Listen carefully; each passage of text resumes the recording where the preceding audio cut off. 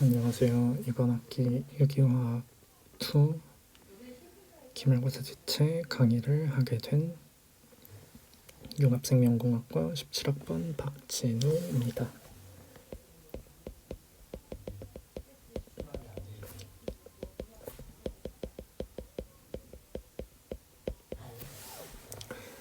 네, 우선 저는 2학기에 배운 벤젠과 아로마티시티에 대한 부분을 다룰 예정이고요. 전반적인 유기화학에 대한 이해를 향상시켜주기 위한 수업을 하려고 하다 보니까 벤젠과 아로마티시티에 대한 내용 이외에도 먼저 1학기 때 어떤 강의를 주로 했었는지를 간단하게 다루고 넘어가는 게 나을 것 같아서 먼저 이렇게 진행을 하도록 하겠습니다. 1학기 때 내용 중에서 알고 있으면 더 나은 것들 아니면 꼭 알아야 되는 거 이런 거를 먼저 간단하게 설명을 하고 넘어가겠습니다. 왜냐면 이게 제가 유기화학 1과 유기화학 2를 둘 다 배워본 경험에 의해서 1학기의 내용이 좀 빠져 있으면 2학기 내용을 이해하기가 굉장히 좀 어려웠어요. 저도 1학기 때 공부를 해놨지만 그래도 조금은 이제 이해가 좀 어려웠던 부분이 있었기 때문에 이걸 좀 완벽하게 이해를 안 하고 넘어가다 보니까 2학기 유기화학에서는 조금 어려웠던 부분이 생기더라고요. 그래서 1학기에 다뤘던 부분을 조금 간단하게 다루고 넘어갈 생각입니다. 네, 1학기에서 많이 다루는 부분은 주로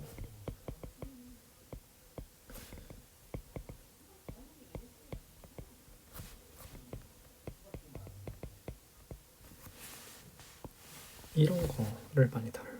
이거를 뭐라고 말하냐면 여기는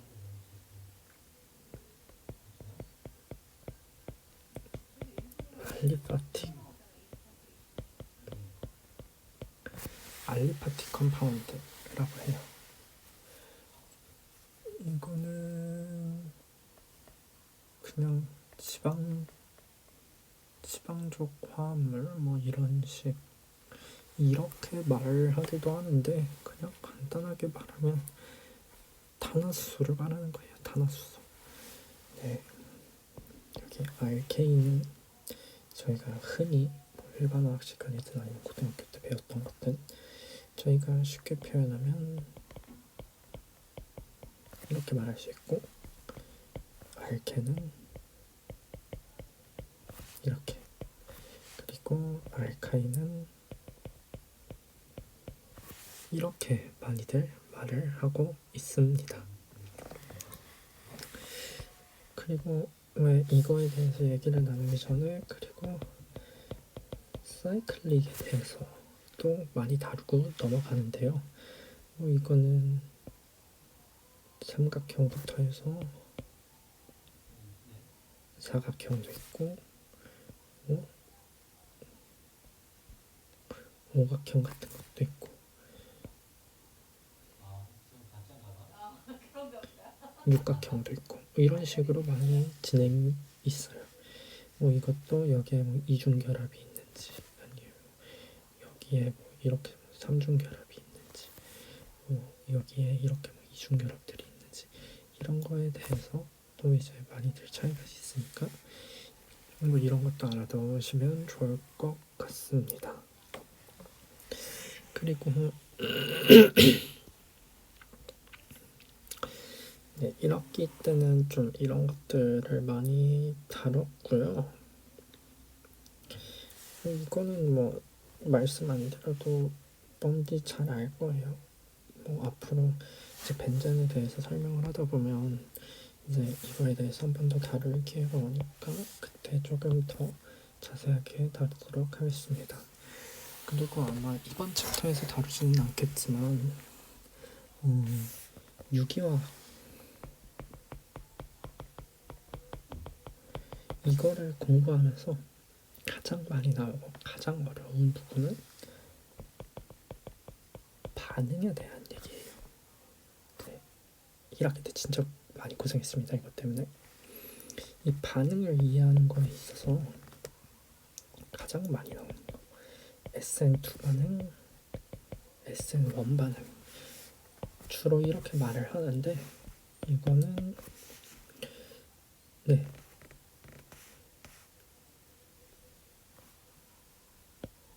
뉴클레오 필립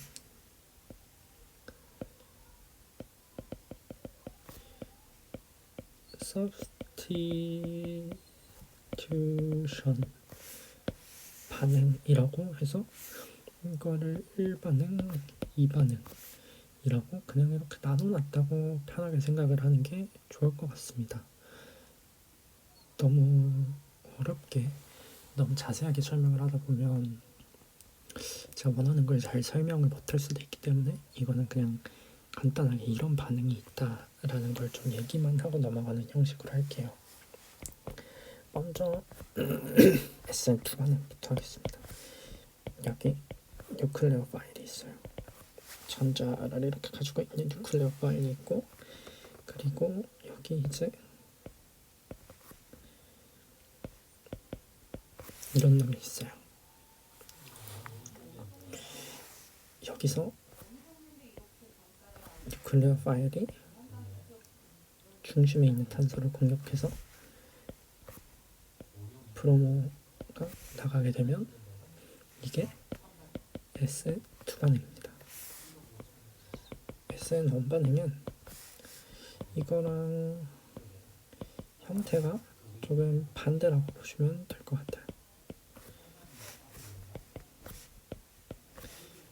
이거는 먼저 나갑니다. 그렇게 되면 이런 식으로 인터미디에이트라는 게 생겨요.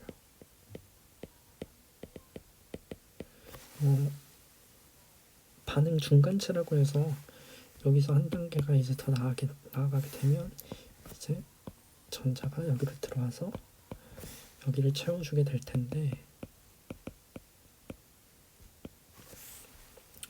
이 단계가 워낙 짧기는 하지만 그래도 이렇게 이어지는 사이에서 인터미디에이트 중간체가 생기게 됩니다. 네.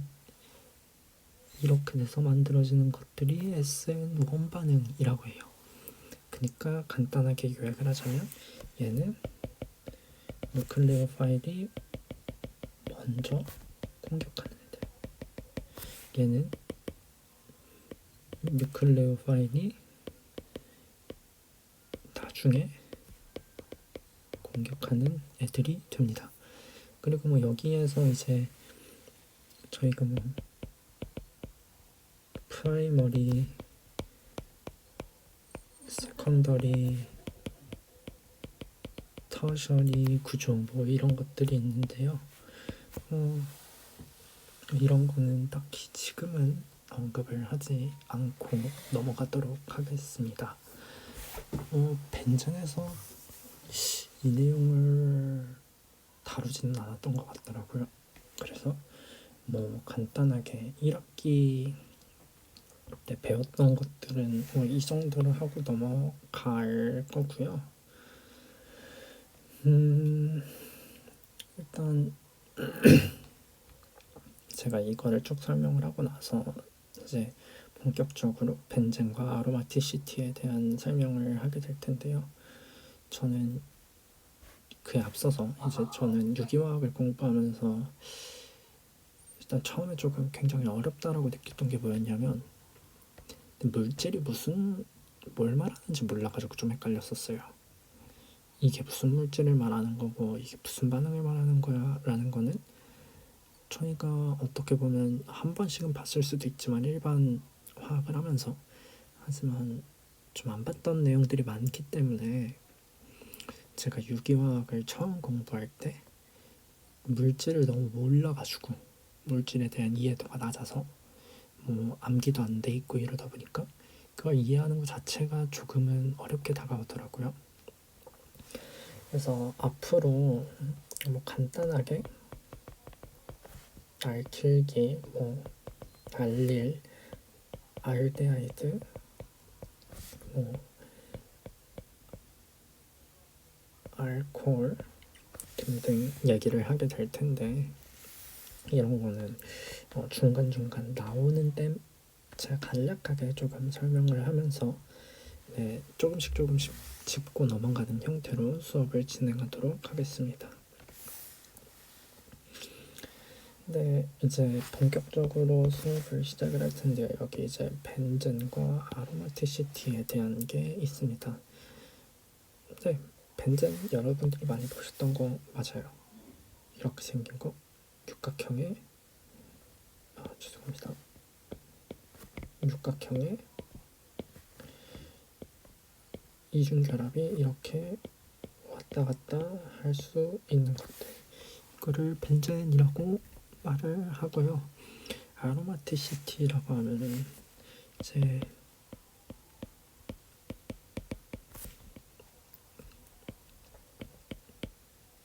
이거를 먼저 생각하면 될 텐데, 아로마틱 컴파운드를 구하면 방향족이라고 해요. 방향족 물질이라고 하는데, 그냥 이건 이름만 알아두시면 될 것 같아요. 향을 내는 물질이라고 해서 아로마틱 컴파운드라고 하는데, 저도 이거에 대한 건 자세하게 잘 이해를 못하겠습니다. 수업에 대한 순서는 이런 식으로 진행이 될 거고요. 이거는 한번 쭉 읽어보시면 될 것 같습니다. 네, 이제 본격적으로 수업을 할 텐데, 첫 번째 나오는 거, 아로마틱 컴파운드가 뭐냐? 여기 나와 있는 글을 읽어보시면 좋을 것 같아요. 네, 딱히 읽지 않더라도 이해하는데 어렵거나 그렇진 않습니다. 여기 이제 벤젠을 보시면 알 수 있지만,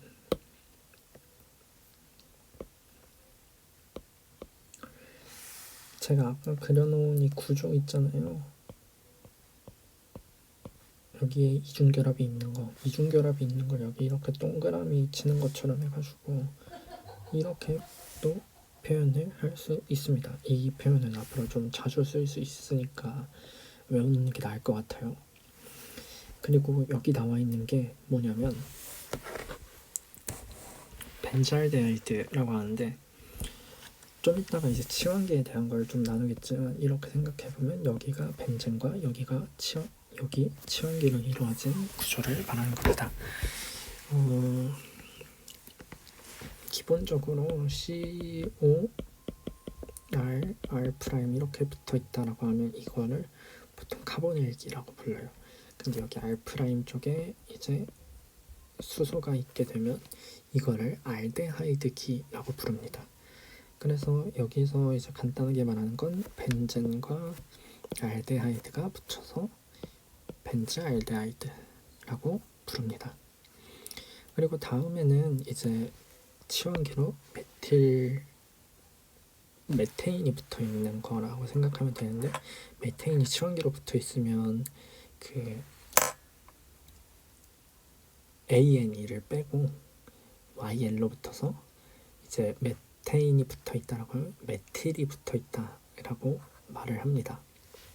이제 무채로는 벤젠이 있고, 그리고 치환기로는 CH3 메틸기가 붙어 있어서 이제 앞에 불렀던 대로 하면은 메틸 벤젠이 되는 건가요? 라고 할 수도 있지만, 이거는 좀 되게 많이 쓰는 화합물이다 보니까 따로 이름을 붙여줬어요. 톨루엔이라고. 이런 것도 외워놓으시면 좋습니다. 사실 외워놓으셔야 돼요. 네, 이 챕터를 왜 배우냐 라고 하면, 벤젠은 저희가 1학기 때 흔히 배웠던 이런 것들, 아까 말했던 것들이죠. 알리파틱 컴파운드들, 일반적으로 이런 것들과 조금 다른 특성을 갖고 있어요. 이래서 벤젠에 대한 걸 좀 다루는 겁니다. 네, 이제 다음 챕터로는 이 아로마틱 컴파운드의 네이밍, 그러니까 얘네들의 이름을 어떻게 붙일 거냐를 알아볼 거예요. 여기 있는 거는 쭉 읽어보시면 나쁘지 않을 것 같고요. 그리고 이제 여기 보이는 4가지 구조물들이 있어요. 이 4가지 구조물들은 외워놓으시는 게 좋아요. 앞으로 진짜 많이 쓰일 겁니다. 그리고 첫 번째부터 볼게요. 여기 벤젠 많이 배웠던 거예요. 그리고 톨루엔도 아까 나왔던 거죠. 치원기에 CH3가 붙어 있는 거. 그리고 다음에 나오는 게 자일렌이라고 하는 건데요. 자일렌.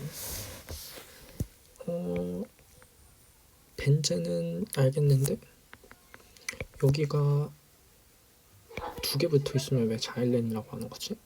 그리고 이 올소 메타파라는 뭘 말하는 걸까? 이거를 궁금해하실 수 있어요. 궁금해하지 않더라도 궁금해하셔야 돼요. 그럼 이제 올소 메타파라 구조에 대한 걸 말씀을 드릴게요. 이게 자일렌이라는 거는 그냥 외우시면 되는 거고, 올소 구조라는 건 일단 기본적으로 CH3 하나를 12시에 고정을 해놓습니다. 이 12시에 고정을 해놓은 거 기준으로 바로 양옆에 CH3가 붙어 있다고 하면은 이거를 올소 구조의 자일렌이라고 합니다. 그리고 두 번째로는 한 칸이 이렇게 중간에 이렇게 한 칸을 띄워놓고 붙어 있다라고 하면 이거를 메타 구조의 자일렌이라고 합니다. 네, 그리고 마지막으로 한 자리 남았죠? 여기 180도를 이루고 있는 거, 이거를 파라 구조의 자일렌이라고 합니다. 그리고 여기 뭐 나프탈렌은 이거는 그냥 보고 외워두세요. 그리고 한 가지 더 말씀을 드리자면 여기 이제 밑에 보이면 보일링 포인트에 BP라는 게 나오는데, 보일링 포인트, 근데 여러분들이 자주 배워서 알고 있습니다. 화합물 간에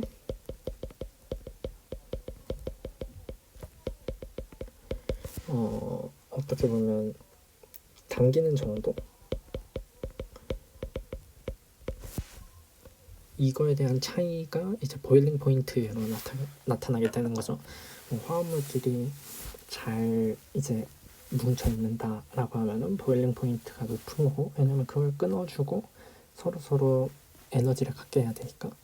그리고 서로 잘 안 뭉쳐 있는 애들이다라고 하면은 서로 간에 그 화합물 간의 결합력이 좀 약한 애들이다라고 한다면 보일링 포인트가 낮겠죠. 네, 이런 식으로 보일링 포인트는 뭐 이 정도로 알아놓으시면 될 것 같습니다. 그래서 그래서 보일링 포인트는 치환기의 영향을 좀 많이 받을 수 있습니다. 그리고 다음에는 이제 아이유팩이라는, 이건 그냥 이름 매겨놓는 그 곳이에요. 그래서 뭐 아이유팩 네이밍 뭐 이러면 공식적인 화합물 이름이라고 생각하시면 될 것 같습니다. 여기에 나와 있는 거 외워놓으세요. 외워놓으셔야 돼요. 이거를 안 외우고 그때마다 어떤 건지 보려고 한다면 그때부터 유기화학은 헬 과목이 됩니다. 이거는 외워놓으시는 게 편합니다.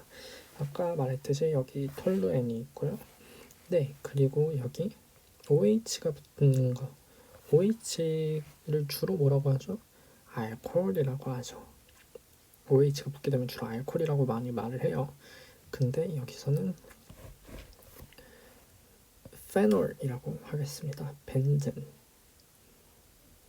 플러스 알코올에 붙으면 에놀이라고 하는데 벤제놀 이상하잖아요. 페놀이라고 합니다. 그리고 이제 여기에 아민기가 붙어 있으면 아닐린이라고 하고, 여기에 아세틸기, 이건 아세틸기라고 해요. 아까 말했죠. 이렇게 붙어 있으면 뭐라 그랬죠? 알데하이드기가 붙어 있다고 했어요. 근데 여기서 H가 CH3로 바뀌어서 붙어 있다 라고 하면은 아세틸기가 붙어 있는 거예요. 그래서 이거는 아세토페논이라고 합니다. 이것도 이 치환기도 알아놓으시는 게, 외워두시는 게 좋아요. 네, 그리고 아까 말했듯이 벤자알데하이드가 나왔습니다. 네, 이거 알데하이드기 설명드렸던 거죠. 이것도 외워놓으시면 좋을 것 같아요. 그리고 여기 COOH, CO2H라고 하면은 조금 어색할 수도 있어요. COOH라고 보시면 조금 더 편할 겁니다. 여기가 이제 이것도 벤조익 엑시드라고 합니다. 그리고 여기는 아까 배웠던 올소 바로 옆에 붙어 있죠. 그리고 스타이렌, 이 구조가 붙어 있는 걸 스타이렌이라고 합니다. 이것도 외워두시고 넘어가시면 좋을 것 같아요. 그리고 이제 치환기에 따라서 이름이 달라지는데, 아로마틱 컴파운드들은 아까 다뤘듯이 톨루에는 메틸기가 붙어있는 벤젠이고 아닐린은 아미노기가 붙어있는 벤젠입니다. 그래서 메틸 벤젠이라고 불러도 되고 아미노 벤젠이라고 불러도 돼요. 뭐 의미 전달만 되면 큰 문제는 없지만 기왕 이렇게 정해놓은 거 톨루엔이나 이제 아닐린이라고 좀 간지나게 말해보는 것도 좋은 것 같습니다. 그리고 이제 기본적으로 치환기가 붙어있는 벤젠에 대해서는 여기 써져 있듯이 치환기의 끝에 벤젠을 붙이시면 됩니다. 그래서 아까 말했듯이 메틸 벤젠, 아닐린은 아미노 벤젠. 그 밑에 있는 걸로 이제 확인을 해볼게요. 여기에 브로민기가 있네요. 그러면 브로모 벤젠. 여기는 이제 나이트로가 붙어 있는데, 네, 이것도 외워두셔야 돼요. NO2가 붙어 있으면 나이트로가 붙습니다. 그러면 이제 나이트로 벤젠. 그리고 이제 여기에 간단하게 정리해 보면 이제 이게 붙어 있는 건데 여기까지 하나 더 붙어 있다고 생각하시면 되니까 이거는 이제 이렇게 보시면 돼요. 아까 보셔서 알겠지만 이거는 알케인이죠. 근데 탄소가 3개면 어떻게 해야 되냐? 그러면 프로페인이 되는 거죠.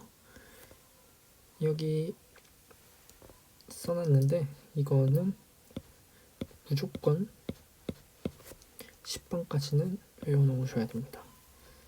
이거 안 외워놓으시면 진짜 유기화학은 아무것도 못해요. 이거를 안 외우겠다는 건 유기화학을 안 하겠다는 겁니다. 그래서 이거를 꼭 외워놓으셔야 됩니다. 그러면 이제 여기 붙어 있는 게 프로페인이라고 했는데 프로페인 벤젠이라고는 안 하죠. 왜냐? 이 알케인과 알카인이 이제 치환기로 붙을 때는 이름이 조금 바뀌어요. 그래서 알케인이 치환기로 붙게 되면 이제 AN이가 빠져버립니다. 그래서 알킬이라고 불러요. 그러면 이거를 다시 바꾸게 되면 프로 이게 빠지고 필, 그래서 프로필 벤젠이라고 합니다. 여기를 꼭 외워두셔야 됩니다. 저는 뒤에 AN이가 붙는 건 다 동일하니까 앞에 거를 중심으로 외웠어요. 어떻게 외웠냐면 매, 에, 프로, 뷰, 펜, 핵, 햅, 오 노디라고 했어요. 그러니까 빠르게 하면 메에 프로뷰 펜핵헵 오 노디 이렇게 외우면 어차피 뒤에 있는 거는 자연스럽게 따라올 거예요. 그러니까 이렇게 외우면 쉽겠죠? 이건 꼭 외워두셔야 됩니다. 그리고 또 이제 다루게 될 내용이 있는데요. 여기 RN이라고 하면 여기 뒤에 있지만 알킬 서브스티튜티드 벤젠 어렵죠? 알킬기가 붙어있는 벤젠을 말하는 거예요. 알킬기, 치환기로 알킬기가 붙어있는 벤젠. 여기 알킬 제가 뭐라고 했었죠? 아까 알케인이라고 했죠. 이거 알아두시면 좋을 것 같습니다. 그리고 이제 벤젠이 치환기로 붙는 경우가 될 수도 있어요. 그러면 이제 이 치환된 벤젠은 페닐이라고 말합니다. 이것도 그냥 외워두세요. 뭐 이유는 없어요. 그냥 외우시는 게 좋아요. 자, 저희가 봤던 거랑 조금 다른 애가 나왔어요. 이 페닐 헵테인. 아까 헵테인이 뭐라고 했죠? 헵헵5 탄소가 7개 있는 애예요. 근데 벤젠은 저희가 아까 봐서 알지만 탄소가 6개 있습니다. 그러면 탄소가 누가 더 많아요? 얘가 더 많죠. 그러면 얘가 오체가 됩니다. 그래서 얘는 벤젠이 아니라 페닐이 되는 겁니다. 그리고 앞에 써져 있는 이 2는 2번 탄소에 헵테인의 2번 탄소에 벤젠이 붙어 있다라고 해서 이 페닐 헵테인이라고 부르는 겁니다. 그리고 여기는 이제 이거랑은 좀 다른 건데 벤젠과 치환기 사이에 CH가 하나 더 붙어 있는 경우 이거는 이제 벤젠 플러스 CH2라고 해서 벤질 그룹이라고 합니다. 앞에 있는 거랑 달라요. 페닐 그룹, 벤질 그룹 이거 구분하셔서 보셔야 됩니다. 그리고 아까 설명했던 뭐 올소 메타 파라 구조라고 하는데 이거는 이제 치환기가 두 개일 경우 치환기가 두 개일 경우는 편하게 뭐 번호로도 1번, 3번, 뭐 1번, 4번, 1번, 5번 뭐 이런 식으로 표현을 안 하고요. 1번, 4번이라고는 안 하네요. 네. 1번, 2번 뭐 이런 식으로 표현은 안 하고요. 1번, 4번 뭐 이런 식으로까지는 표현을 안 하고요. 뭐 이제 그냥 올소, 메타, 파라 구조라고 합니다. 아까 설명을 해드렸기 때문에 뭐 딱히 얘기하지는 않고 넘어가겠습니다. 그리고 여기 있는 거 제가 동그라미로 그리는 거 이거 벤젠을 말하는 거라는 거 잊지 말아주세요. 근데 치환기가 2개 이상인 경우 그러면 올소 메타 파라를 못 씁니다. 왜냐? 2개가 아니니까 표현을 못 하잖아요. 그러면 어떻게 해야 되냐? 그냥 저희가 지금까지 배웠듯이 번호를 써서 당연히 표현을 해야 되겠죠. 여기서 이제 여러 가지를 보시면 되는데 여기 붙어 있는 걸 볼게요. 이거는 붙어 있다라고 하면 브로모 그리고 여기는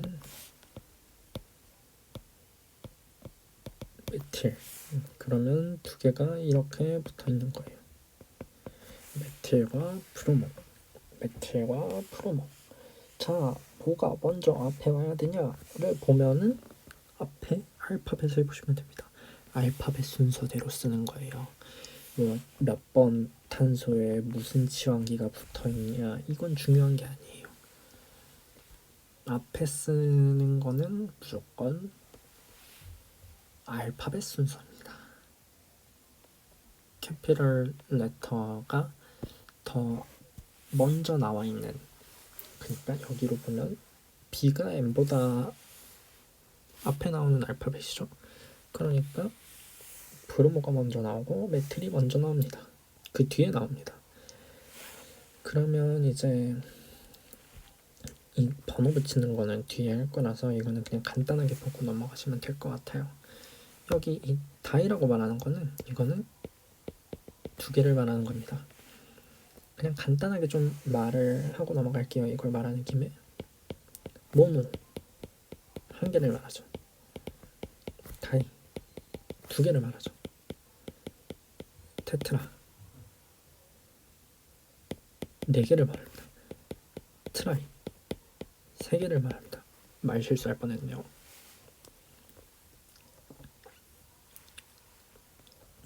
그리고 두 번째로 나오는 거, 이런 거 볼 때 주의를 하셔야 된다는 거예요. 이거를 흔히 실수라고까지는 안 하는데 조금 더 이제 있어 보이고 이제 조금 더 이과적인 마인드로 생각을 하자면 생략할 수 있으면 생략하는 게 최고이기 때문에 페놀 OH가 붙어 있으면 페놀이라고 했죠.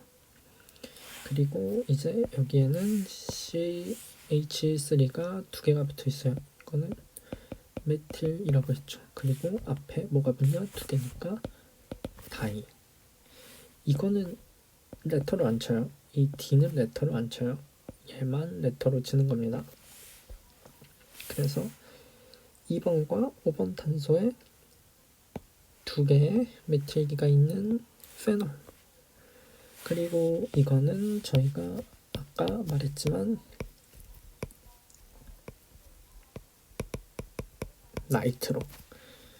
나이트로가 3개가 있어요. 그러면 아까 트라이, 나이트로, 그리고 모체가 되는 애를 잘 보셔야 돼요. CH3가 붙어 있으면 뭐라고요? 돌루엔. 그래서 2번, 4번, 6번 탄소에 3개의 나이트로가 붙어있는 돌루엔이다 라는 걸 말하는 거예요. 그래서 네이밍은 화합물에 대한 정보를 말해주고 있는 겁니다. 이것도 조금 익숙해지시면 편해지실 거예요. 간단하게 연습 문제를 풀면서 넘어가는 게 나을 것 같습니다. 이 강의를 보고 계시는 분들은 조금 스탑을 하시고 문제를 푸시면 좋을 것 같아요. 저는 지금 바로 풀겠습니다. 네, 자 이제 치환기를 먼저 볼까요? 여기 CH2, CH3 그리고 두 개의 나이트로. 이거는 뭘까요? 에틸이죠. 여기는 나이트로예요. 자, 그러면 우리가 뭘 봐야 되냐? 앞에 누가 나올까? 알파벳을 봐야죠. 얘가 먼저 나오겠네요. 그리고 얘가 두 번째로 나오겠습니다. 그러면 첫 번째로 나오는 애를 중심으로 1번, 2번, 3번, 4번, 5번, 6번이라고 하겠습니다. 이 번호에 대한 거는 이 문제를 풀면서 제가 설명을 드려야 되겠네요. 이 탄소의 번호를 매기는 거는 어떻게 보셔야 되냐면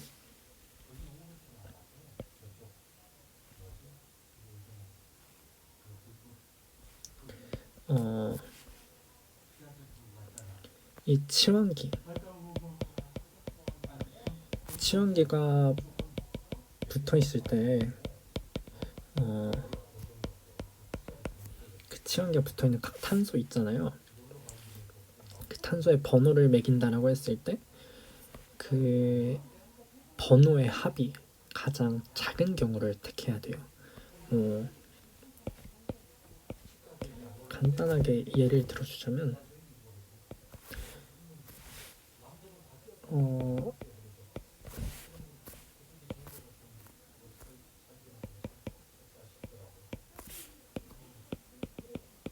이렇게 붙어있다고 쳐봐요. 첫 번째로 여기 1번, 2번, 3번, 4번, 5번, 6번 이렇게 매길 수도 있습니다. 두 번째로는 1번, 2번, 3번, 4번, 5번, 6번 뭐 이런 식으로 매길 수도 있고요. 뭐 1번, 2번, 3번, 4번, 5번, 6번 뭐 이런 식으로 매길 수도 있어요. 뭐 다양한 가지수가 나오겠죠. 근데 저희가 봐야 될 건 뭐냐, 치환기에 붙어있는 애들의 번호를 봐야 됩니다. 얘네들의 합이 가장 작아야 돼요. 그러면 1 더하기 2 더하기 5 하면은 8이 나오죠. 제가 뭐 검은색으로 써져 있는 걸 볼게요. 1 더하기 3 더하기 6이에요. 10이 나오죠. 파란색으로 써져 있는 걸 볼게요. 1 더하기 4 더하기 5예요. 10이 나오죠. 그러니까 8이 나오고 가장 작은 걸 선택한다 이겁니다. 이렇게 해서 몇 번 탄소에 뭐가 붙어있다 라는 건 주로 첫 번째 치환기에 1번을 많이 쓰기는 해요. 이건 그때그때마다 좀 달라질 수도 있지만 그렇게 알아놓으시는 것도 나쁘지 않습니다. 그래서 번호는 이런 식으로 매겼고요. 그리고 저희가 이제 에틸과 나이트로를 확인했어요. 나이트로는 2개 있으니까 다이나이트로가 나오죠. 근데 에틸이 먼저 나온다고 했으니까 1번에 에틸이 붙어있고, 그리고 2번과 4번에 두 개의 나이트로가 붙어있는 벤젠이라고 하시면 됩니다. 네, 이제 다음을 본다면 그 벤젠의 반응성에 대한 거를 볼 텐데요. 반응성에 있어서 이제 차이가 나는 게 알케인과 이제 벤젠 네, 동일한 비슷한 구조로 비교해야 되니까 사이클로알케인과 벤젠의 반응성에 대해서 보게 될 거예요. 여기 알케인, 사이클로알케인 전부 다 단일 구조로 되어 있고요. 벤젠의 구조는 이제 공명 구조를 갖는 뭐 중간중간 이중결합을 갖게 되는 뭐 정확히 말하면 1.5결합이라고 말을 하게 되죠. 그렇게 갔는데 이제 이렇게 저희가 철을 촉매로 해서 반응을 진행한 결과 이제 Br, 브롬이 하나만 붙는 걸 볼 수가 있어요. 여기 오른쪽에 나와 있는 이렇게 두 개 다 치환이 되는 구조는 나오지 않는다는 거예요. 그래서 벤젠은 되게 반응성이 낮다라는 거를 보여주는 그런 뭐 실험이라고 보시면 될 것 같아요. 이제 여기서 알 수가 있는데 간단하게 예시를 들어서 설명한다면 쉬고 있는 사람한테 일을 시키면 당연히 안 하고 싶겠죠. 그러니까 안정성이 높고 반응성이 낮다는 건 얘가 쉬고 있는 상태라는 걸 말을 해주는 거예요. 그러면 굉장히 에너지 레벨도 낮아야 되겠죠. 그래서 이걸로 설명을 드리자면 사이클로헥세인 육각형, 정육각형의 구조를 갖게 돼요. 모두 다 단일 구조를 갖게 되죠. 근데 이제 이게 제일 안정한 구조니까 여기서 이중결합 하나를 추가하게 되면 이렇게 118kJ/몰이 필요해요. 이 이중결합 하나를 추가하는데. 그리고 나서 이렇게 이중결합 하나를 더 추가하게 되면은 이제 사이클로헥세인에 비해서 230kJ/몰이 더 필요합니다. 근데 여기 벤젠에서 보시면 아시겠지만 여기 이중결합이 하나가 더 추가가 됐어요. 일반적으로 생각하기에는 여기 단일 결합이 하나 추가된 것처럼 한 350, 한 360kJ/몰 정도가 추가가 돼야 될 것 같지만 늘어난 건 206kJ/몰밖에 안 된다는 거예요. 그러니까 즉 이 차이에 해당하는 150kJ/몰 이만큼이 되게 안정한 구조를 갖는다라는 것을 설명해 주는 거고요. 이제 밑에 이 그림을 보면 아시겠지만 벤젠은 이건 어디가 단일 결합을 갖고 어디는 이중 결합을 갖는다라고 할 수가 없어요. 여기 이렇게 그 탄소와 탄소 사이의 결합 길이를 보여주는 거에서 보시면 알 수 있듯이 139피코미터를 갖게 되는데 이게 단일 결합일 때는 154피코미터를 갖는데요. 그러니까 139는 154보다는 작고 이중결합을 갖게 됐을 때 결합 길이인 134보다는 길게 된다는 거예요. 그러니까 이중결합도 아니고 단일결합도 아니라는 얘기가 되게 되겠죠. 이거를 이제 설명을 드리기 위해서 몇 가지 조금 더 얘기를 해야 되는데요. 그거는 이제 조금 이따가 더 설명을 드려보도록 하겠습니다. 그래서 지금 알아두시면 좋은 거는 이제 이렇게 어디는 이중결합이고 어디는 단일결합이고 어디는 이중결합이고 어디는 단일결합이고 이렇게 말하는 게 아닙니다. 벤젠은 모두 다 비슷하게 모두 다 동일하게 구조를 갖게 되고 전자는 자유롭게 이동하는 구조를 갖게 됩니다. 여기서 이제 벤젠의 결합에 대한 거, 탄소와 탄소 사이의 결합을 조금 설명을 드려야 되는데요. 벤젠에서 p-오비탈은 굉장히 동등한, 공평한 그런 상태를 갖게 돼요.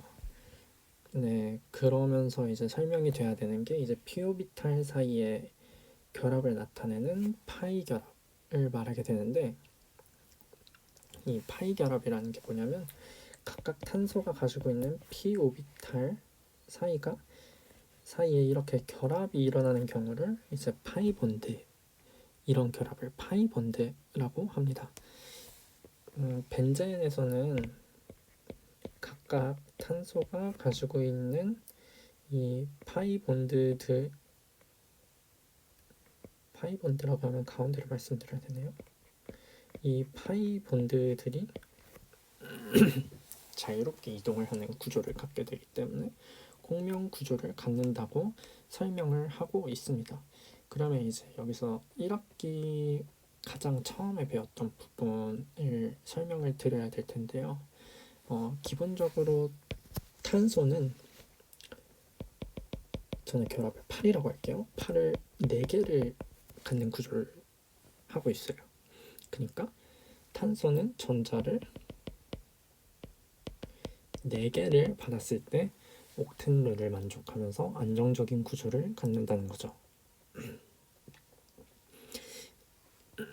근데 이제 탄소를 그리게 되면 이렇게 구조를 그릴 수가 있게 되는데, 여기서 최외각 전자는 4개를 말을 하게 되죠. 이 각각 4개의 전자는 2개의 s오비탈, 2개의 p오비탈을 갖게 되는데,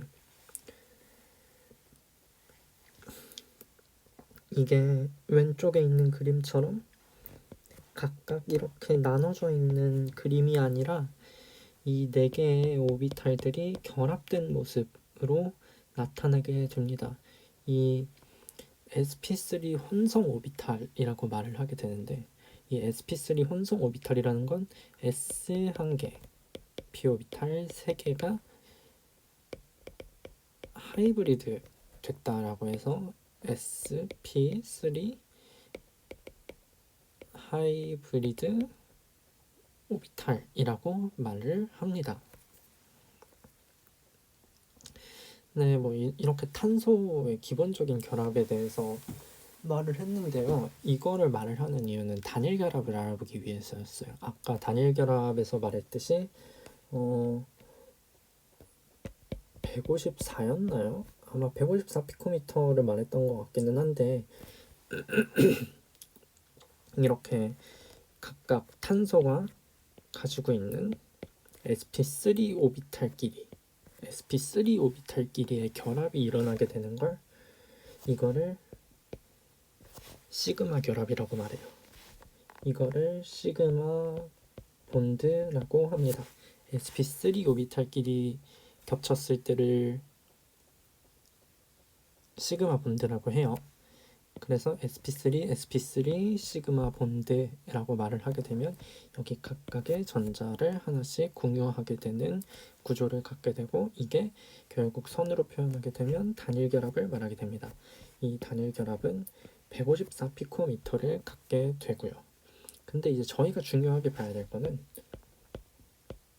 벤젠의 경우예요.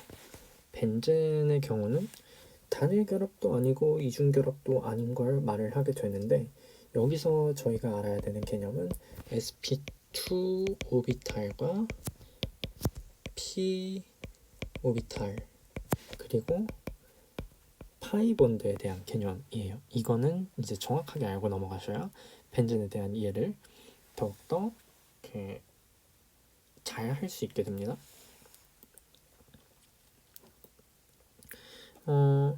이중결합을 형성하게 되면 당연히 P 하나는 놀게 될 수밖에 없어요. sp2 오비탈이 말하는 게 뭐냐면, 기본적으로 그냥 s 오비탈 1개, p 오비탈 2개, 하이브리드된 오비탈을 말하는 거예요. 그러면 여기서 중요한 게 뭐냐면 p 오비탈 1개가 자유롭게 있다는 거죠. 그러니까 이 p 오비탈 1개와 sp2 오비탈 3개를 따로 떼어놓고 생각하셔야 돼요. 그러면 이제 sp2 오비탈이 어떻게 하면 가장 안정적인 구조를 가질 수 있냐라고 했을 때, 저희가 구를 이제 단면을 딱 봤을 때 이렇게 원이 생기게 되잖아요. 원이 이렇게 생겼을 때 중심에서 가장 멀리 떨어져 있는 3개를 그리게 되면 당연히 이렇게 그려서 이 사이각이 120도가 되는 경우가 됩니다. 그래서 이 sp2 오비탈들은 자연스럽게 평면 구조를 갖게 되고요. 이 오비탈들끼리 평면을 이루게 되고, 그리고 사이각이 120도를 이루게 됩니다. 그리고 이 sp2 오비탈과 p 오비탈은 서로 90도의 각을 이루게 되는데, 이제 이 평면과 90도를 이루는 거라고 하면 당연히 평면과 수직이 되는 구조에 있다는 거죠. 그래서 이거는 이렇게 수직이 되는 구조에 있습니다. 다시 한번 짚고 넘어가겠습니다. sp2 오비탈은 120도, p 오비탈과 sp2 오비탈은 90도를 갖게 됩니다. 네, 이거를 잘 알아놓으셔야 돼요. 그리고 p 오비탈은 하이브리드 형성에 참여하지 않게 됩니다.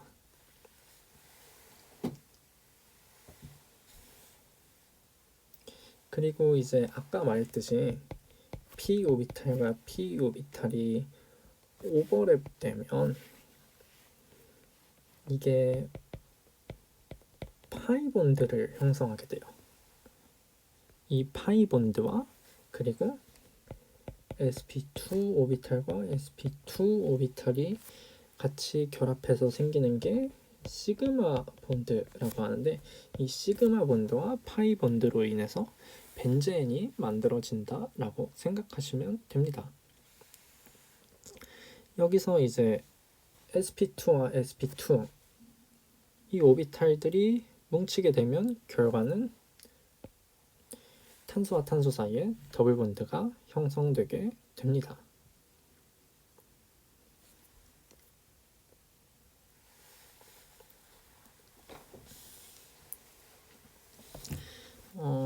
여기 밑에 있는 그림에서 볼 수 있는데요. 이 위에 있는 게 p 오비탈이고 여기 밑에 있는 게 sp2 오비탈입니다.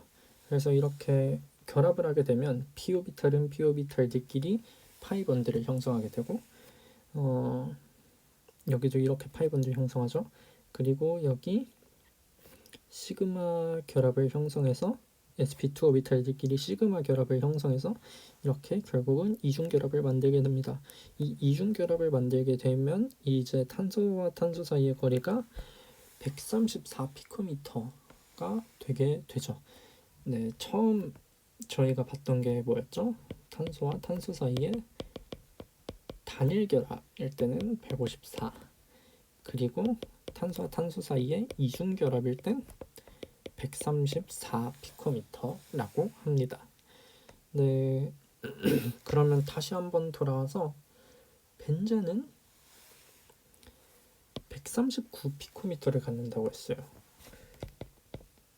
단일 결합보다는 짧은데 이중 결합보다는 길다 라는 게 의미하는 거는 결국 단일 결합도 이중 결합도 아니다.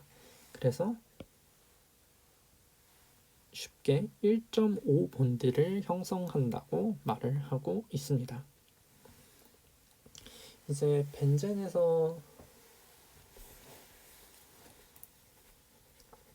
중요한 거는 공명 구조를 갖는다는 건데, 이 공명 구조를 갖는다는 게 그래서 어디 하나를 이중 결합을 갖는다, 어디 하나를 단일 결합을 갖는다 라고 하시면 안 돼요. 그리고 이 둘 중 뭐가 맞다, 뭐가 틀리다 라고 할 수 있는 게 아닙니다. 좀 하나 짚고 넘어갈 게 있는데, 이렇게 양방향 화살표로 표현해 놓은 거는 두 가지 형태가 다 가능하다라고 말을 하는 거고, 이렇게 오른쪽으로만 가는 거나 왼쪽으로만 가는 화살표가 있다라고 하면은 뭐 정반응, 뭐 역반응 이렇게 말을 하고 있습니다.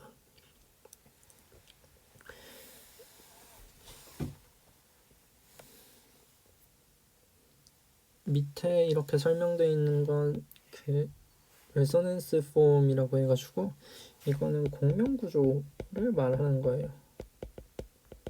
이 공명 구조를 이해하는 게 유기화학에 있어서 아주 중요합니다.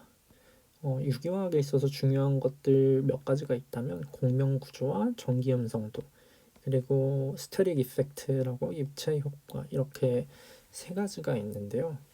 이 세 가지를 알아놓으시는 게 유기화학을 이해하는데 큰 도움이 됩니다.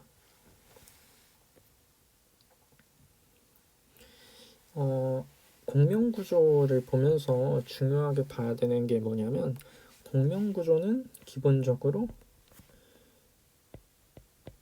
시그마 본드와 파이 본드의 이동이라고 보셔야 되는데, 아까 탄소는 팔을 4개 가지면서 옥텟을 만족해야 된다고 말을 했죠. 여기서도 똑같이 적용이 됩니다. 모든 원소는 옥텟을 만족해야 됩니다. 옥텟 구조를 만족해야 되는데 이 옥텟 구조를 만족하면서 시그마 본드와 파이 본드가 형성이 돼야 되고 이런 본드가 형성이 되면서 원자의 추가나 제거가 일어나면 안 됩니다. 그리고 구조의 변화가 일어나서도 안 되는데 이 모든 규칙을 만족해야 공명 구조가 성립이 된다고 보시면 됩니다.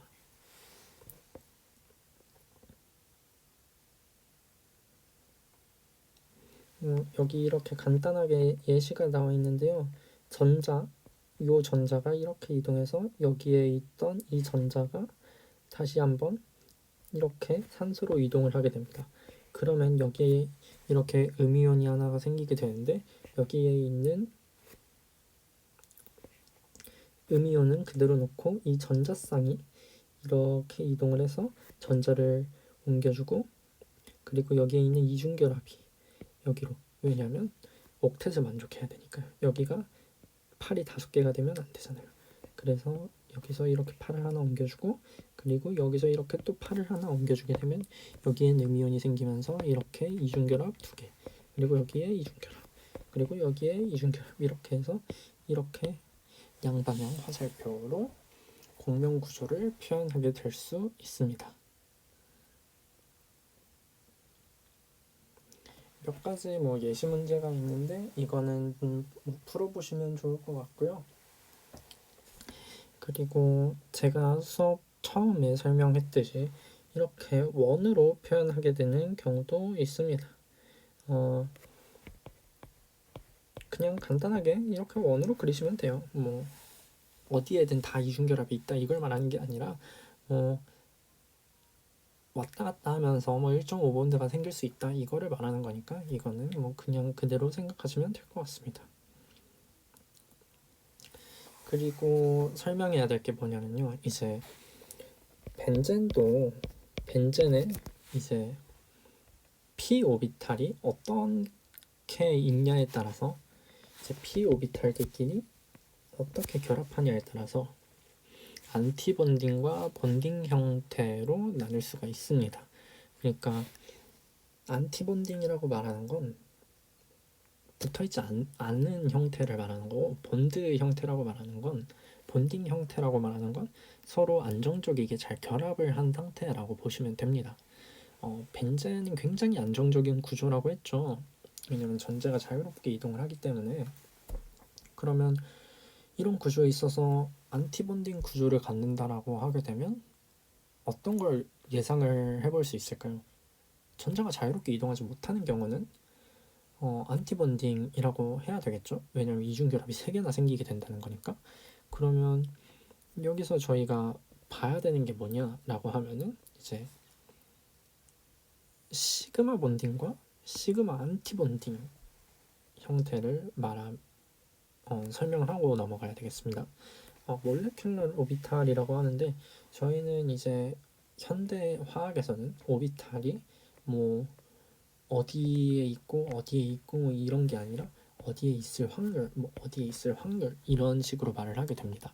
그래서 2개의 오비탈이 이렇게 결합을 하게 되는 경우에는 이 오비탈 안에 이 2개의 전자가 이제 있을 확률이라고 말을 하게 되는데 이제 이렇게 노드라고 해서 어떤 경계면처럼 생기는 건데 이렇게 뭔가 나뉘게 된다면 각각의 오비탈에 전자가 있을 수밖에 없죠. 그러니까 서로 오비탈끼리 결합을 못해서 이제 서로 전자를 주고받지 못하는 형태로 보시면 됩니다. 이거는 2개의 p 오비탈이 있을 때도 마찬가지로 나타나게 되는데요. 노드로 이렇게 잘라진 형태에서는 전자 오비탈끼리 합쳐질 수 없기 때문에 p 오비탈 안에서 전자의 이동이 원활하지 않습니다. 그래서 이게 불안정한 상태를 말하고요. 이게 안정적인 상태를 말합니다. 여기로 보시면 알 수 있습니다. 이거는 뭐 고등학교에서 화학을 배울 때나 아니면 뭐 일반 화학에서도 많이 썼던 거니까 이거는 설명하지 않고 넘어가도록 하겠습니다. 그래서 다시 한번 돌아와서 이제 위에 설명한 걸 토대로 다시 한번 설명을 드릴게요. 이제 본딩을 먼저 설명을 하게 된다면 이제 이렇게 서로 다 전자를 쉐어하는 모양을 갖게 됩니다. 이렇게 쉐어하는 모양을 갖게 될 때 벤젠은 안정적인 구조를 갖게 된다고 할 수 있죠. 이제 그거보다는 불안정적이지만 그래도 그나마 안정적인 형태를 갖는 걸 본다면 이제 여기는 왔다 갔다 할 수 있어요. 여기는 왔다 갔다 할 수 있어요. 근데 여기서 여기가 안 되죠. 그러니까 여기에 이렇게 노드가 생겨버린 거예요. 그렇다면 어느 정도는 뭐 전자를 쉐어하고 있지만 이렇게 이동을 하지 못하다 보니까 이런 형태는 불안정한 형태가 되는 거죠. 그리고 여기서도 보면 알 수 있겠지만 여기는 왔다 갔다 할 수 있어요. 여기는 왔다 갔다 할 수 있어요. 하지만 여기서 여기는 안 되죠. 그러면 여기에 노드가 있다고 보시면 됩니다. 그래서 위로 올라갈수록 노드가 여기는 0개, 여기는 1개, 여기는 2개.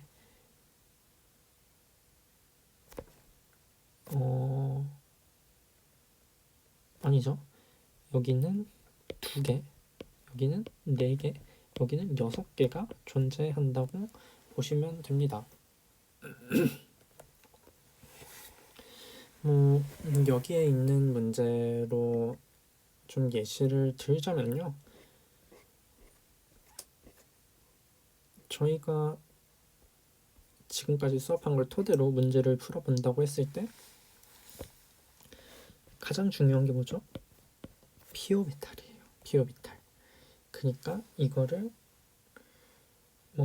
이게 탄소가 아니라 질소라고 본다고 해도 전혀 겁내실 필요가 없습니다. 그림을 그려본다면 저는 뭐 앞에 나와 있는 거는 딱히 생각하지 않을게요.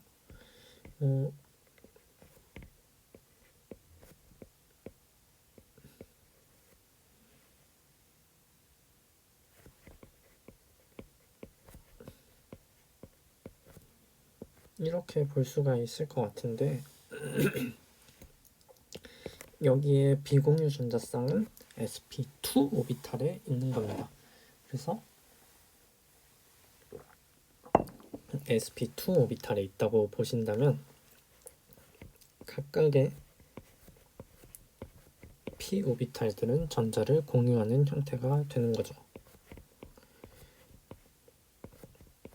그렇다면 이거는 공명 구조를 이루는 평면 형태의 분자로서 표현될 수 있다는 겁니다. 이 피리미드는요. 여기 밑에 있는 설명에 자세하게 나와 있으니까 이거를 보시고 조금 더 정확하게 이해를 하실 수 있으면 좋겠습니다. 그리고 이제 벤젠과 같은 그런 형태를 갖는 것들을 아로마티시티의 특징을 갖는다라고 합니다. 근데 이 아로마티시티에는 몇 가지 특징이 있는데요. 비정상적으로 안정적이고 평면 구조를 갖고 있으며 공명 구조를 갖는 뭐 등등의 여러 가지 특징이 있는 것들을 말을 합니다. 이제 그러면서 몇 가지 이제 규칙이 좀 정해졌는데 이거를 휘켈 룰이라고 말을 해서 4m 플러스 2 룰이라고 말합니다. 이제 그 몇 가지 특징을 말씀을 드릴 텐데 그 중 한 가지는 평면이어야 되고 그리고 링 구조의 공명 구조를 가져야 됩니다. 그러면서 4n 플러스 2 파이 몰레큘을 이제 만족을 해야 되는데, 일단 이 n은 0 이상의 정수를 말을 하게 되고요.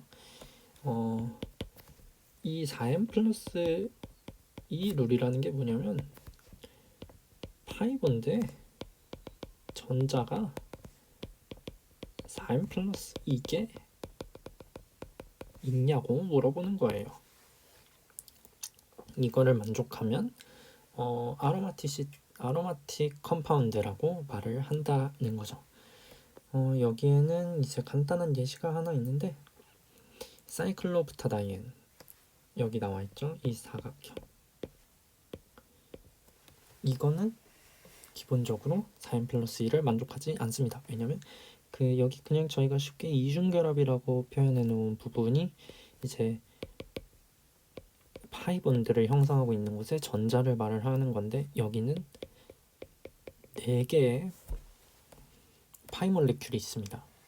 그러면 4n 플러스 2를 만족하는 n이었기 때문에 이거는 아로마틱 컴파운드가 아니라고 말을 합니다. 그러니까 엔타이 아로마틱이라고 말을 하는 거죠. 왜냐면 이렇게 근데 이중결합이 왔다 갔다 할 수 있는 컨저게이트 시스템은 있어요. 근데 4n 플러스 2를 만족하지 않기 때문에 굉장히 안정성이 떨어집니다. 안정성이 떨어진다는 건 동시에 반응성이 높아진다라는 거를 말을 하는데요.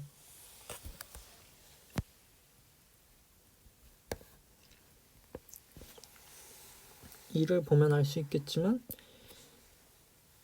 이 사이클로부타다이엔은 마이너스 78도라는 극저온의 구조에서도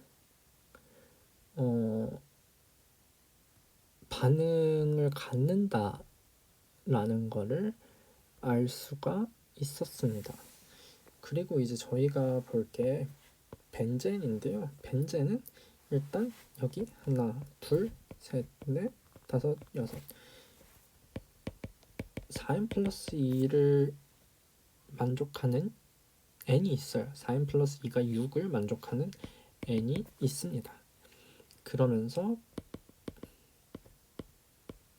평면이고 컨저게이트 시스템을 가지고 있어요. 사이클릭한 컨저게이트 시스템을 가지고 있습니다. 그래서 이거는 아로마틱 컴파운드라고 부르고 있습니다. 그러면 이제 다른 거를 또 볼 텐데요. 사이클로 옥타 테트라엔, 사이클릭 구조를 가지고 있는 옥타, 뭐라고 했죠? 8개 탄소.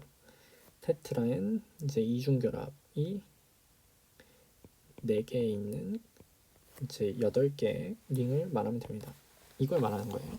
이것도 똑같이 4n 플러스 2는 8을 만족하는 n이 없습니다. 그렇다면 알 수 있듯이 이건 안타이 아로마틱이라고 볼 수 있다는 건데, 당연히 이렇게 결과를 보면 알 수 있겠지만 사이클로 옥타 테트라엔은 평면 구조가 아닙니다.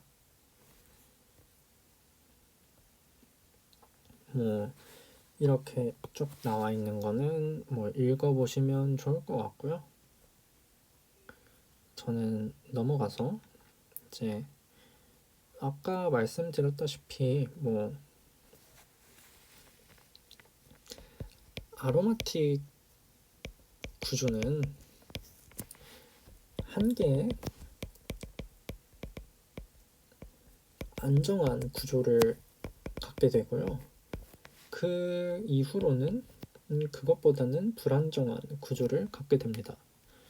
그렇다는 거는 이제 저희가 아까 말씀드렸다시피 이렇게 한 개의 안정적인 구조가 하나가 있게 되고, 그리고 이제 노드를 갖고 결합이 끊기게 되는 부분이 한 개 이상 존재하는 것들이 이제 불안정성이 증가하고 반응성이 증가하면서 생기게 된다는 거죠. 그래서 저희가 기본적으로 알아야 되는 구조는 이 구조라고 보시면 돼요. 이것만 기억하시면 됩니다.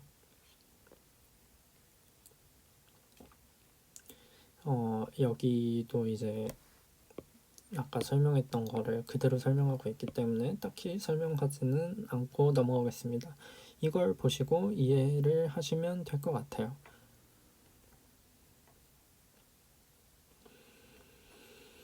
문제를 하나 풀어볼 텐데 일단 간단하게 설명을 하자면요. 이게 왜 아로마틱 구조가 아니냐라고 물어보고 있는 거예요. 그러니까 왜 불안정하냐라고 물어보고 있는 건데 이거는 그림을 그리게 되면 아마 이런 형식으로 나오게 될 거예요. 잠시만요.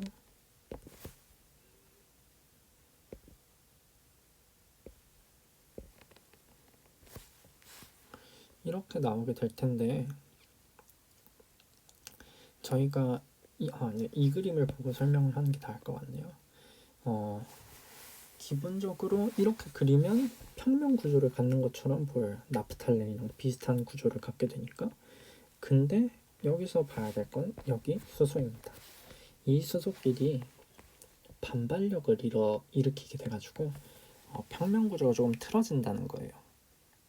그래서 하나, 둘, 셋, 넷, 다섯, 여섯, 일곱, 여덟, 아홉, 열 4n 플러스 2는 10을 만족하는 n이 있지만 평면 구조를 만족하지 않기 때문에 안정적인 구조를 갖지 못한다라는 겁니다. 넘어가서 이제 아로마틱 구조는 이온을 가지고 있을 때도 똑같이 성립이 되는데 여기서 너무 헷갈리게 안 보셔도 될 것 같아요. 뭐 이렇게 N이온이나 케타이온이 있을 때 그냥 어떻게 보시면 되냐면 음이온이 있다. 그러니까 전자쌍 이렇게 하나를 가지고 있는 음이온이 있다. 그러면 그냥 거기서 파이 본드에 플러스를 하시면 돼요. 그리고 케타이온이 있다. 그러면 파이 본드를 마이너스라고 하시면 돼요. 이건 되게 그냥 간단하게 설명을 해드려서 그런 겁니다. 왜냐면 이렇게 봤을 때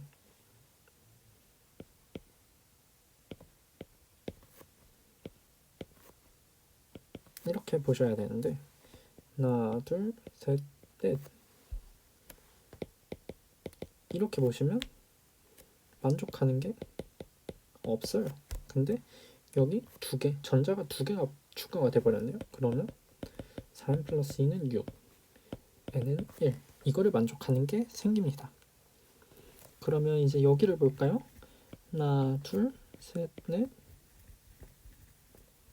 다섯, 여섯 4n 플러스 2는 6을 만족하게 되는 n이 존재하게 되죠.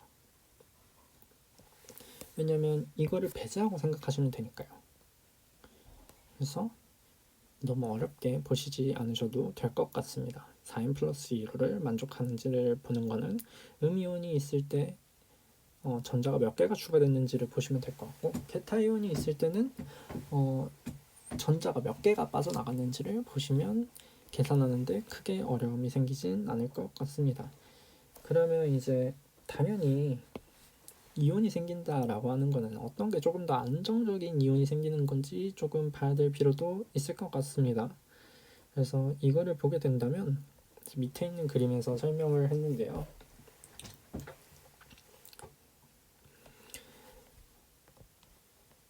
그냥 수소 양이온 하나만 나가는지, 수소가 전자를 하나 가지고 나가는지, 수소가 전자쌍을 가지고 나가는지를 보게 되는데, 수소가 전자쌍을 가지고 나가는 경우 이렇게 케타이온이 생기죠.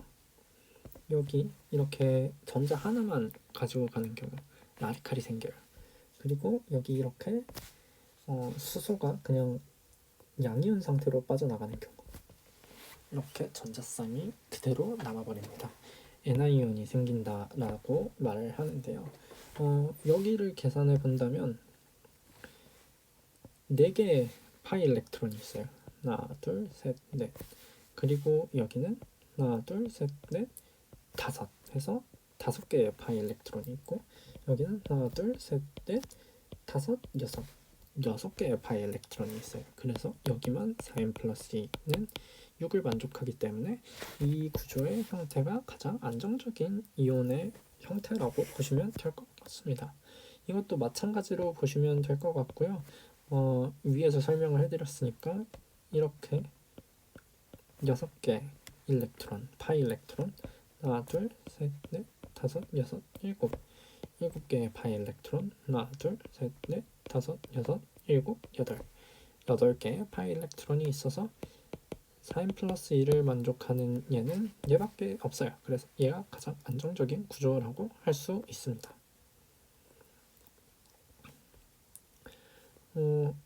여기 이렇게 설명이 나와 있는 거는요, 한 번쯤은 읽어보시고 가시면 좋을 것 같고요. 여기서 말하는 건 그냥 간략하게 말을 해서 제가 아까 위에 설명해드렸듯이 4n 플러스 2 구조를 만족하는 게 안정적인 구조가 된다라는 걸 말씀을 드리는 거예요.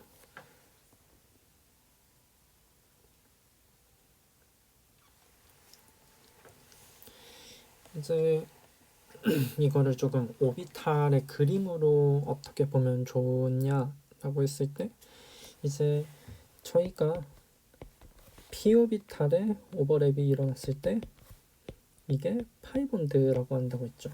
그러면 이 주어진 전자쌍이 sp2 오비탈에 있냐 p 오비탈에 있냐에 따라서 이거는 달라질 수가 있는 거예요. 그러면 저희가 아까 얘기했듯이 그냥 일반적인 형태라고 한다면 4n 플러스 2로 만족하는 게 없기 때문에 이걸 어떻게 하면 4n 플러스 2가 6이 나올 수 있을까라고 하면 이 주어진 전자쌍이 p 오비탈로 들어가게 되면 전자를 공유하게 되는 거죠. p 오비탈에 들어가면 파이 일렉트론이 그냥 다 전자를 공유할 수 있는 상태가 돼요.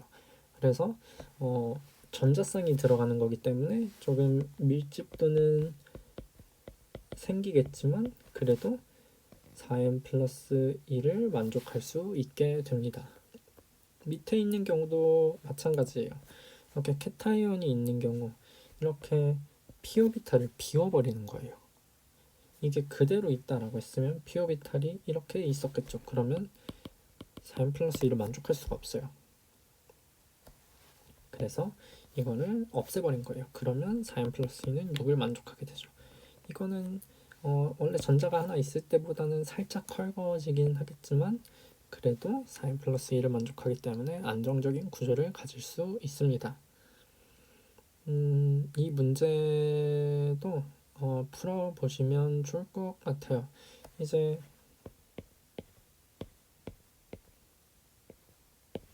이 구조가 전자를 2개 받을 때 안정적인 구조가 되게 돼요.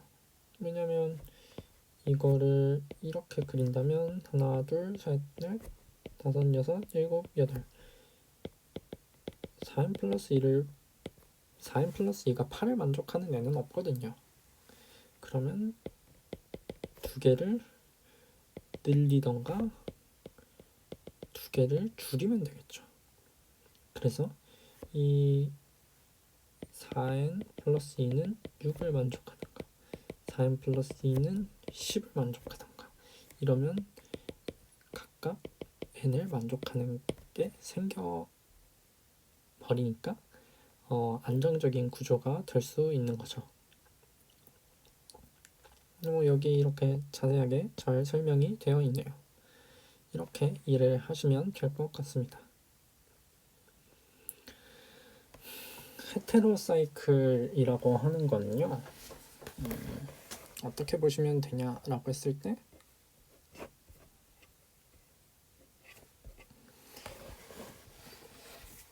보통은 저희가 지금까지 본 건 C와 H밖에 없었어요. 근데 이 링을 이루는 거에 탄소 이외에 뭐 나이트로젠이라던가 옥시젠이라던가 뭐 서퍼라던가 뭐 이런 것들이 들어가는 경우를 말을 하게 되는 거예요. 아까 봤듯이 그 나이트로젠이 첨가되어 있는 들어가 있는 구조를 하나 봤었잖아요. 그런 것처럼 이제 그런 걸 헤테로사이클이라고 합니다. 이것도 다른 거 저희가 처음에 배웠던 아로마틱 컴파운드와 다른 거 없이 똑같이 룰을 적용받는다고 보시면 됩니다. 하지만 이제 나이트로젠과 옥시젠과 설퍼를 보게 된다면 얘는 비공유 전자쌍을 갖고 있기 때문에 일반적으로 탄소와 수소로만 이루어진 아로마틱 컴파운드에 비해서는 밀집도가 조금은 있다는 거를 알아두시면 좋을 것 같아요. 그래서 이제 저희가 볼 거는 피리딘과 피리미딘인데요. 중요한 게 뭐라고 했죠? p오비탈에 전자가 있냐 없냐가 중요하다라고 했어요. 여기서 이미 파이 일렉트론이 6개라서 4n 플러스 2를 만족했어요. 근데 여기 있는 이 비공유 전자쌍이 sp2 오비탈에 있기 때문에 전자를 공유하지 않게 되고 4n 플러스 2 룰에 영향을 받지 않게 된다는 겁니다. 근데 여기 이제 분포도를 보면 알 수 있겠지만 여기가 이렇게 좀 움푹 들어가게 된 이유가 뭐냐면 비공유 전자쌍 때문에 조금 밀집도가 생겨서 이렇게 나온 부분이 됩니다.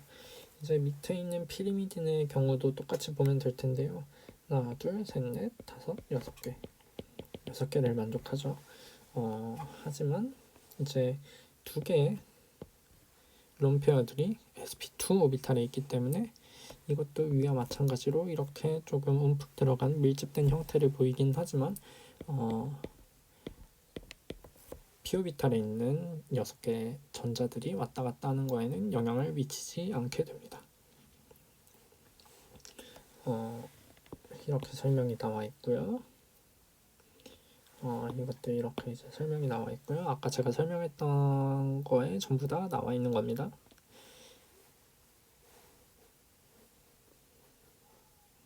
그 다음에는 이제 파이럴과 이미다조를 볼 텐데요. 이제 여기서 중요한 거는 이거를 보셔야 돼요.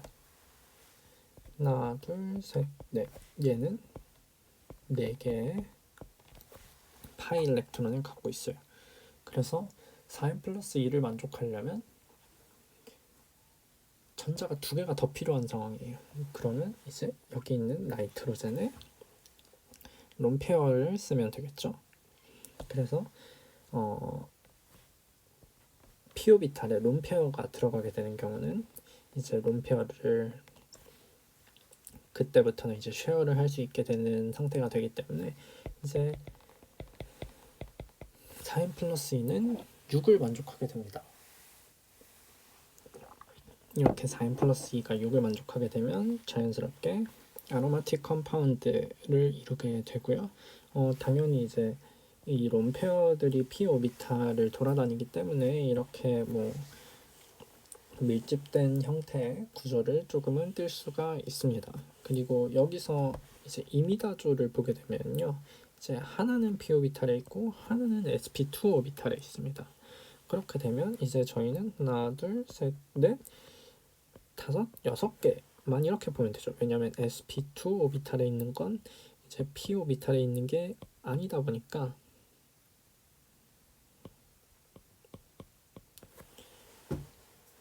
파이본드 형성에는 영향을 미치지 않습니다. 그래서 아까 뭐 피리미딘을 본 것처럼 피리딘과 피리미딘을 본 것처럼 이렇게 조금 밀집된 형태를 보일 수 있지만 4N 플러스 2루를 만족하기 때문에 아로마틱 컴파운드를 갖는다라고 보시면 될 것 같아요.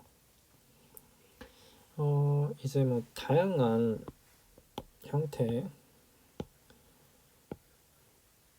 헤테로사이클로가 있지만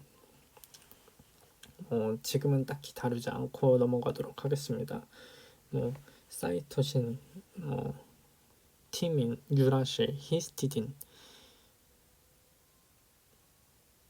DNA 공부할 때 많이 보실 거예요.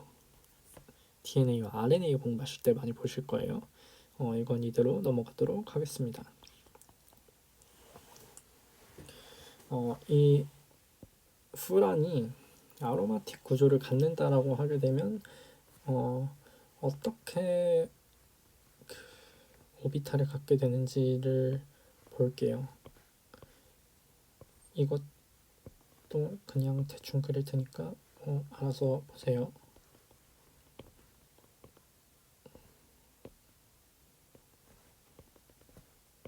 이렇게 있다라고 하면 이제 이렇게 p 오비탈들이 있습니다. 그러고 나서 여기에도 p 오비탈들이 있게 되고 여기에도 이렇게 비공유 전도쌍이 하나가 있는데 여기는 하나, 둘, 셋, 넷 4n 플러스 2는 4가 나와요. 그러니까 이거는 그대로는 만족하지 않습니다. 그러니까 이제 p 오비탈에 전자를 넣어줘야 되는데 이제 옥시젠은 비공유 전도쌍을 두 개를 갖고 있어요. 그래서 하나를 p 오비탈로 넣어줘 버리는 겁니다. 그러면 이제부터는 4n 플러스 2는 6을 만족하게 되죠. 그러면 그때부터는 이제 이게 안정적인 아로마틱 컴파운드를 갖는다라고 보시면 됩니다. 여기에 나와 있죠. 이 p 오비탈에 전자가 있고 롬페어 하나는 p 오비탈, 다른 롬페어 하나는 sp2 오비탈에 있는 형태라고 보시면 됩니다.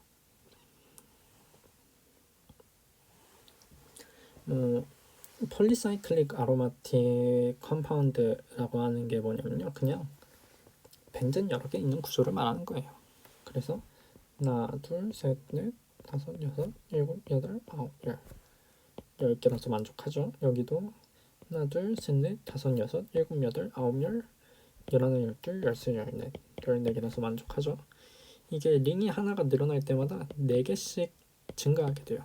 그래서 이거를 보시면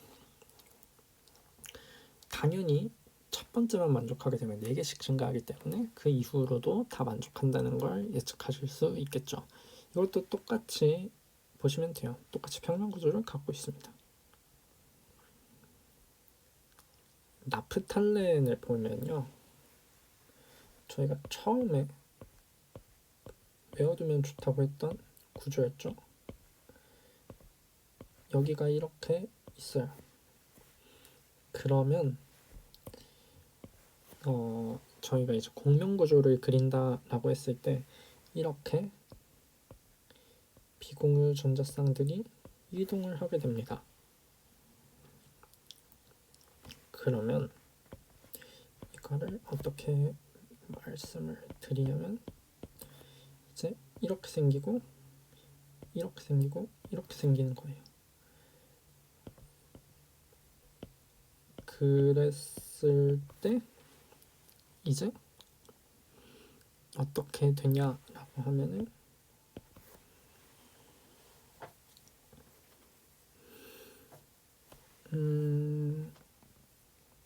이렇게 그리면 안 되죠.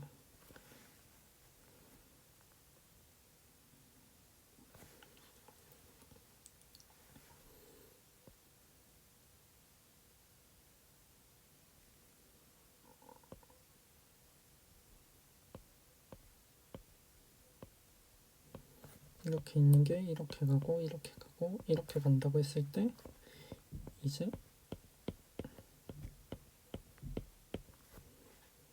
중요한 게 여기 이렇게 생기고 이렇게 생기는 거죠.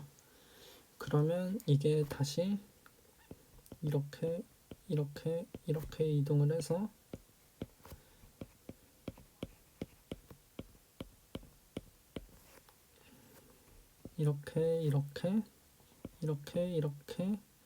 이렇게 구조를 갖는다라고 보시면 될 것 같습니다. 위에 있는 그림이랑 최대한 똑같이 그려보려고 해서 이렇게 그려진 거니까 조금 양해를 부탁드립니다. 이렇게 공면 구조를 가질 수 있어요. 폴리사이클릭 아로마틱 컴파운드들도 이렇게 똑같이 공면 구조를 갖습니다. 뭐 아로마티시티를 보게 된다면 당연하죠. p 오비탈을 보셔야 돼요. p 오비탈을 봐서 이 전자가 공유된다는 걸 보시면 당연하게 아로마티시티를 확인할 수가 있습니다. 4n 플러스 2 휘켈 넘버를 활용을 해서 보는 거죠. 그래서 파이 일렉트론을 확인하신다면 뭐 4n 플러스 2는 10을 만족하는 n이 있다는 걸 보실 수 있어요. 나프탈렌의 경우에는 다른 거를 보게 되더라도 뭐 이것도 똑같이 헤테로사이클릭의 구조를 갖고 있더라도 똑같이 적용을 받는 거예요. 뭐 산소든 질소든 황이든 4n 플러스 2만 만족하면 돼요. 그니까 어렵게 생각하실 거 없습니다. p 오비탈의 공유에 참가하는 파이 본드, 그러니까 파이 본드를 형성하는 그 파이 일렉트론들이 몇 개가 있냐가 중요한 거기 때문에 그렇게 신경 쓰지 않으셔도 될 것 같습니다. 뭐 이 문제가 있는데 이 문제는 이제 밑에 답변에서 확인을 하실 수 있지만 여러분들은 풀어보시길 바라겠습니다. 이제 간단하게 뭐 파살표로만 풀어볼게요. 이게 여기로 이렇게 가고 이게 여기로 이렇게 가고 이제 이게 여기로 이렇게 가면서 어떤 구조가 나오게 되냐면요. 이게 실각형이 생각보다 그리기가 어려워요. 그러면 이게 이렇게 나오게 되죠. 자, 여기서 우리가 알아야 될 게 뭐가 있냐. 그러면 여기랑 이렇게 된다는 건데 왜냐면 여기를 보면 이렇게 되니까 왜냐면 여기가 4개, 여기가 4개니까 그러면 이거는 만족을 하기가 어렵겠죠. 그래서 어떻게 보셔야 되냐면요. 반대로 보셔야 돼요. 이렇게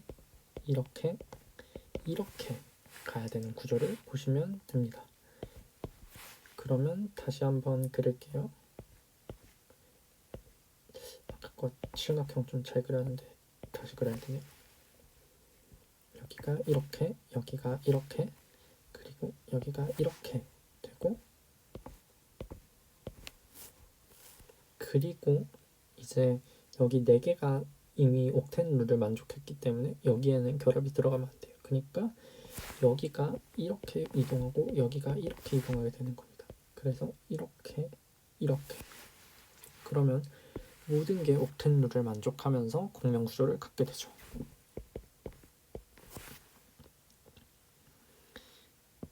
휘켈 넘버도 확인하시면 좋습니다. 하나, 둘, 셋, 넷, 다섯, 여섯, 일곱, 여덟, 아홉, 열 있죠. 이렇게 예시 문제들이 있는데 이것 또한 이제 풀어보시면 좋을 것 같습니다.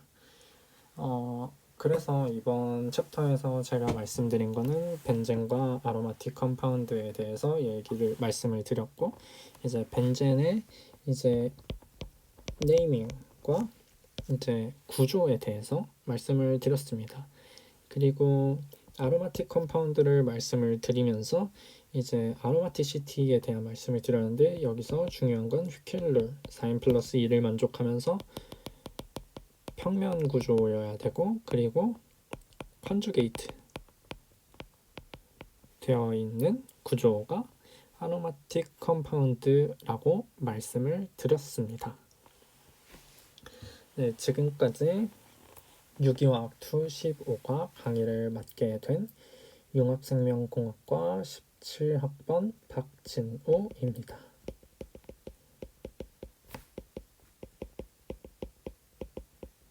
감사합니다.